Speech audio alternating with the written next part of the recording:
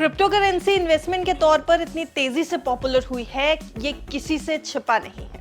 आज निवेश का एक बड़ा ऑप्शन बन चुकी है क्रिप्टो करेंसी और यहाँ रिटर्न भी जबरदस्त मिला है। वैसे क्रिप्टो की दुनिया का एक नाम है शिबा इनू।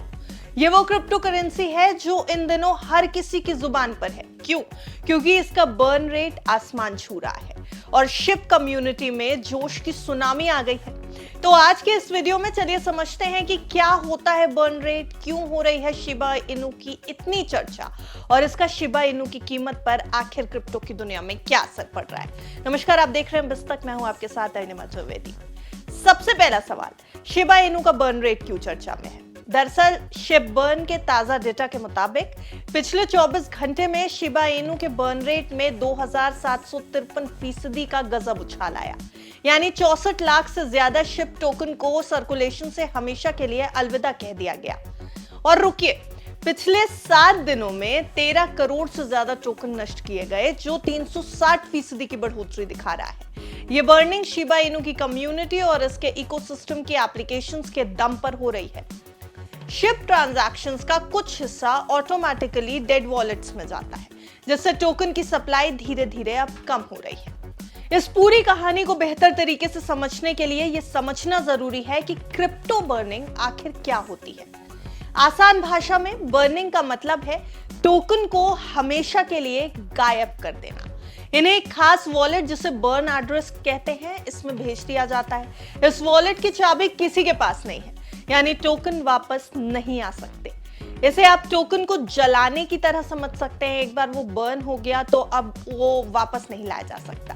शिबा इनू के अलावा डॉज कॉइन जैसी क्रिप्टो भी ऐसा करती हैं। इसका मकसद है टोकन की कुल मात्रा को घटाना, क्वांटिटी को घटाना, ताकि उसकी वैल्यू लंबे समय में बढ़ सके। अब आखिर बर्निंग से कीमत पर क्या असर पड़ता है, इसको भी समझने की जरूरत है। जब टोकन की सप्लाई कम होती है तो उनकी कमी बढ़ जाती है, और अगर डिमांड बनी रहती है या बढ़ती है तो कीमत चढ़ने की गुंजाइश बनती है। ये बिल्कुल सप्लाई डिमांड का खेल है। अब शिबा इनू की कीमत अभी $0.00001367 पर है, जिसमें पिछले 24 घंटों में 0.13% की छोटी सी रिकवरी हुई।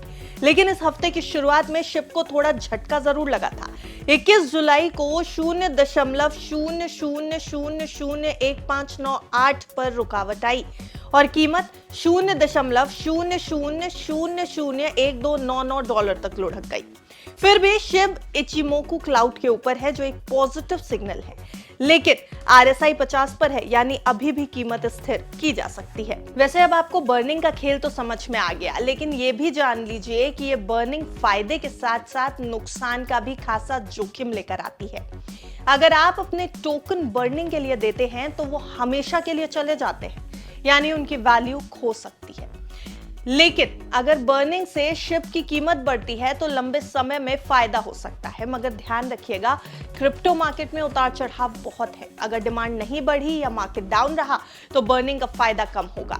शिबा इनू की कम्युनिटी और डेवलपर्स इसे और मजबूत करने में जुटे हैं। बर्निंग उनकी रणनीति का हिस्सा है, जिससे टोकन की वैल्यू और इकोसिस्टम को बूस्ट मिले। जैसे जैसे सप्लाई कम होगी, कीमत बढ़ने की संभावना बढ़ेगी। लेकिन क्रिप्टो में रिस्क हमेशा रहता है, तो निवेश से पहले अच्छे से रिसर्च करना बेहद जरूरी है।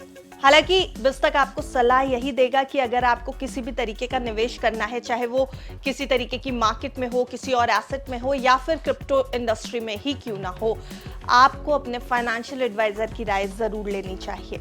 अगर आपको ये वीडियो अच्छा लगा हो तो वीडियो को लाइक और शेयर जरूर करें। कमेंट सेक्शन में इस वीडियो को लेकर के अपनी राय लिखिएगा जरूर और देखते रहिए बिस्तक।